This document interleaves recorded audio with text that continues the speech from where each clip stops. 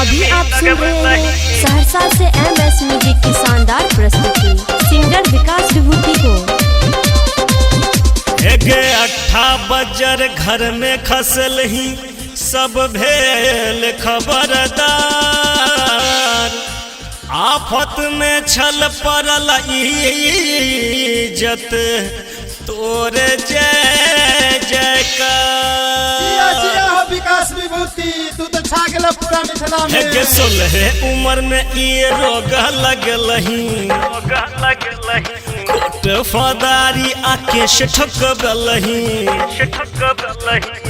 आखिरकार तो बुच्ची ठेहुते मी दगबलही, गटे मत सुई लगबलही, गटे हुनटे मी दगबलही।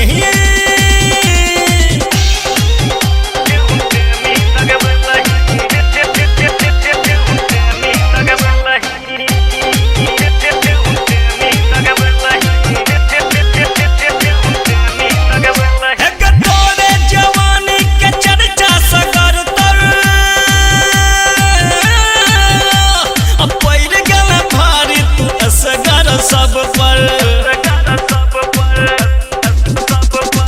छौर के की गलती देबै, छौर के की गलती देबै, अपने तू ही चसकलही तेहुते मी दगबलही, गटे मत सुई लगबलही, गटे हुनके मी दगबलही।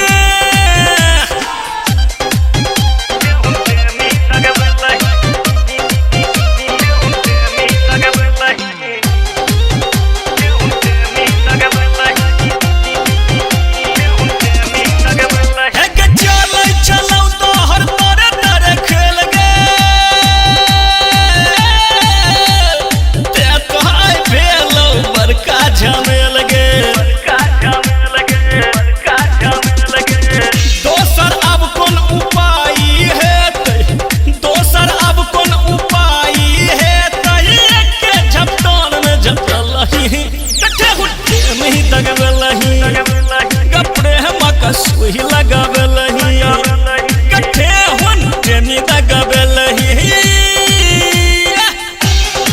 अभी आप सुन रहे हैं सहरसा से MS म्यूजिक की शानदार प्रस्तुति सिंगर विकास विभूति को।